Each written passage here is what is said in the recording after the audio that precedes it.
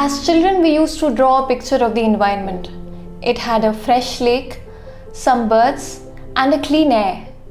However, in the current times, that air has a low air quality index, that lake is polluted now, and the houses are shattering. On the occasion of World Environment Day, we decided to meet Mr. Aditya Pundir. Sir is the country director of India Climate Reality Project. He has been working in the field of climate change and sustainability for more than a decade. Sir has authored several books on environment, which includes 2 on UNESCO heritage sites and several comics for making the children aware on climate. So thanks a lot for joining us. The first question that we want to ask is that Delhi came into the headlines recently for several reasons. We began from the hottest March in the last 122 years. Then there was a high temperature in April, and then the mercury rising up to 49 degrees Celsius in May. How do you explain this, sir? Thank you for having me for the interview. Thanks a lot, sir. And yes, I think what we are seeing now is, we used to call it climate change, but now I think the more appropriate term is climate emergency. Now the situation has become you can say, the amount of disasters which are happening all around us. So it's literally become a big emergency for the planet. When I started working in this domain 10 years back, we were always talking about that this will happen in future, in 20, 30 years, or probably not in my time, probably in my grandchildren's time. But now, what is happening is that it's just unfurling in front of us in the last 10 years. So now coming to what you said, what is happening? See, what has happened is that because of the fossil fuels and energy, the way we drive in a world today, the carbon dioxide and all the gases. So the last 150 years, what has happened is there's so much of concentration of now these greenhouse gases, as we call them, which heat the planet in the atmosphere, that from 280 it's gone to more than 410. You can imagine just the number, it's literally 280 to 410 parts per million. That the Earth's temperature has gone up by 1.1 degrees. Imagine it takes to make a cup of tea, it takes about 10 minutes. But we have been able to heat up the whole planet, as such a big planet, by literally 1 degree. So that is the challenge we are facing today, that the Earth is heating up. And since the Earth is heating up by about a degree, it has hottened up. What is happening now is that all the climate globally is changing. Now that is the point number one, that the global climate is changing. And now the temperature difference at some places is about 1 degree. Some places, even in the hills, if you go to the Himalayas and you go to the poles, they are even having a temperature rise of more than 3 degrees at some places. So this temperature is globally rising. And what is happening because of this now rise in temperature is this heat which we are producing, we are trapping, I will say, this heat which gets trapped, it is going into the oceans. So oceans are literally absorbing about 93% of what the heat we are producing. Right. And this, because of the oceans getting hottened up, evaporation is happening. And the more evaporation is happening, like for 1 degree rise, you will have about 7% more moisture in the atmosphere. So 7% more atmosphere moisture, you can imagine. So when you have more moisture in the atmosphere, the weather is changing. So wherever there is a situation, you have extreme events happening. You have these huge rainfalls happening. These are all, we call them the floods, which you see in Assam, you saw it in Hyderabad. Is that the future of the country in the near? Yeah, that's what I'm getting to. Yeah, these events are happening, and now because of this change in the weather system and the heat, unequal heating as we call it of the globally.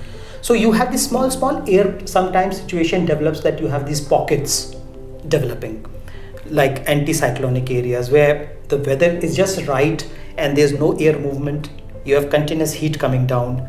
So that's what happened in Delhi. That's what I was trying to get at. So you have more heat, more evaporation happening, more flooding happening, more extreme events happening, and wherever one more of heat waves coming. So heat waves are something which the IPCC, the world's largest scientific body, is saying that heat waves are going to be one of the major issues which our part of the world will face. The South Asia is going to have a number of heat waves in the coming time. Their frequency will increase and their magnitude will also increase. So that is the worry. So what we saw in Delhi was 49.5, it was reaching at some places, it was in over 50 in some places. And this type of phenomena will not only get repeated more in future, we are expecting the temperature to further go up. Because at present we are at 1.1 degree rise, and in for next 5 years we are expecting that the temperature may hit 1.5 degrees global temperature. And if we don't do anything about it for the next 30 to 40 years, then it will go up to 3 degrees. So literally you will have the whole year like this, sunny, and 50 plus temperatures will become very common. So this is the worry which is for everybody's besotted with. That's certainly grave. So when we talk about global environmental concerns, we talk about climate justice. How do you explain climate justice in terms of India? Okay. As going to back what I was saying, that this industrial development happened and you had lots of greenhouse gases coming due to development. So a lot of Western countries, they developed based on the fossil fuels, like they were using coal, petrol, gas. That's how everybody developed.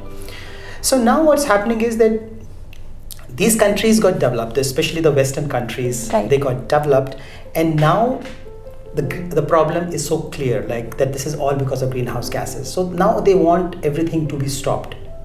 While the developing world, like whether it's India, whether it's China, South Africa, all these countries are in the process of now growth.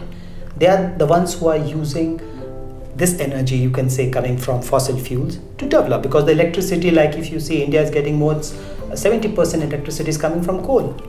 Right. So there's no way out that we can shift overnight. So due to this, what is happening is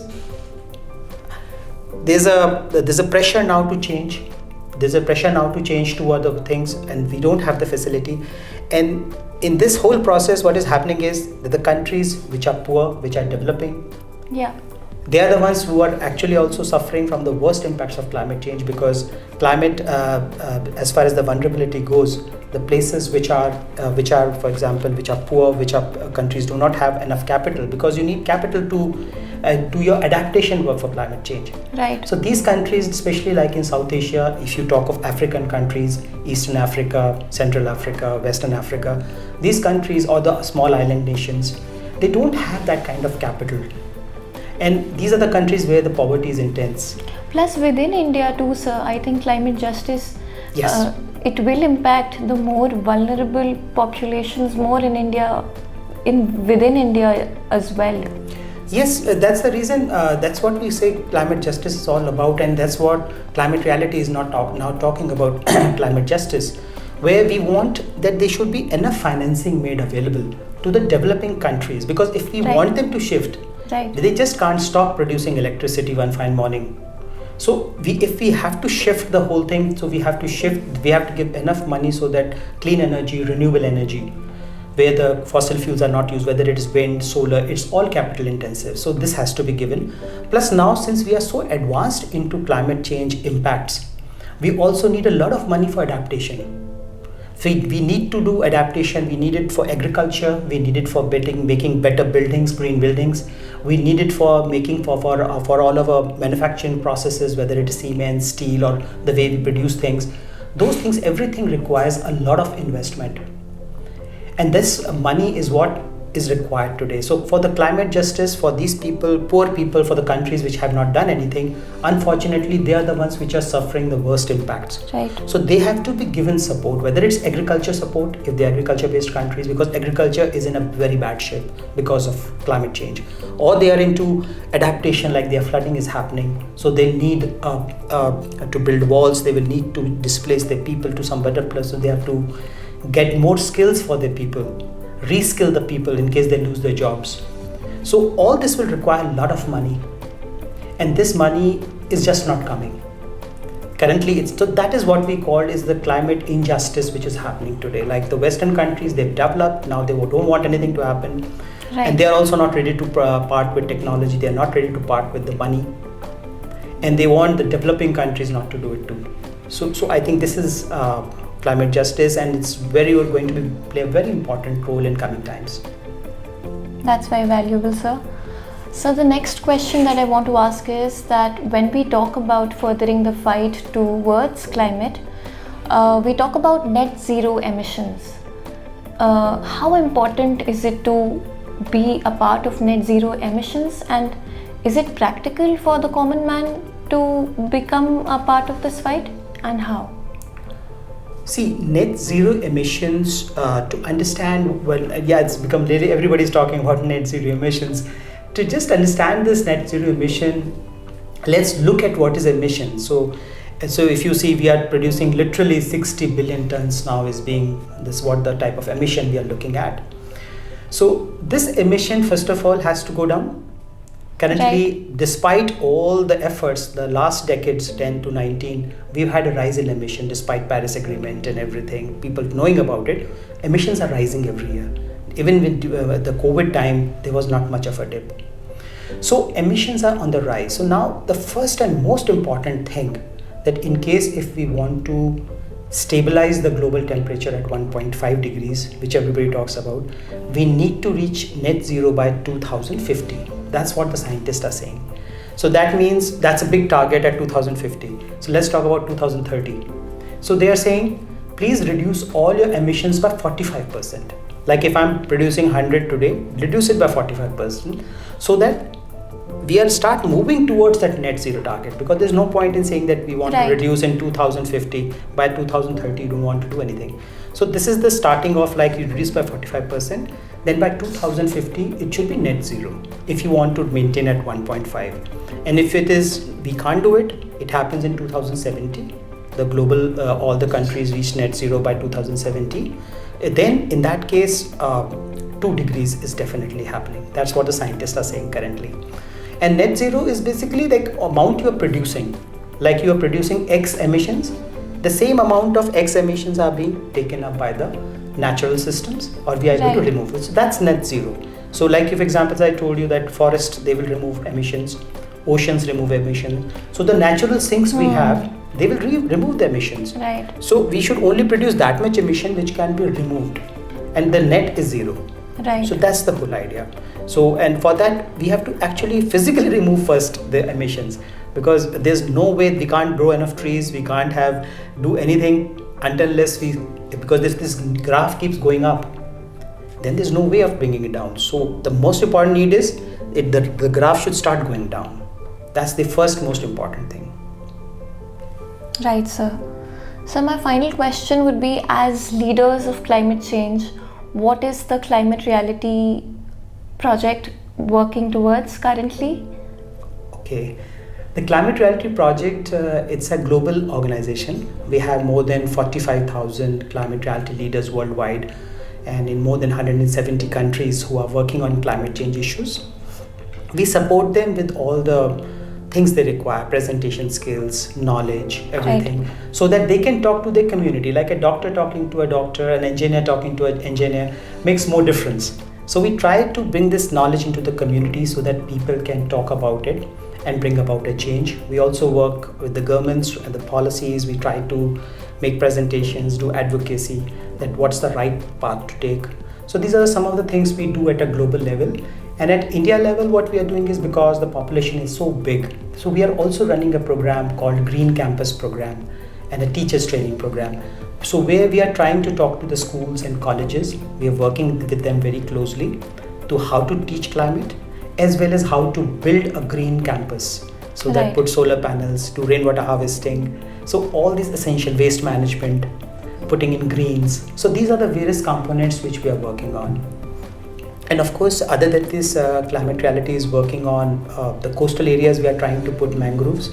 We are trying to do about 1 million trees every year of planting of trees in the coastal areas, and fruit-bearing trees, so that it supports the livelihoods also. And then thirdly, another major campaign we are doing is for water.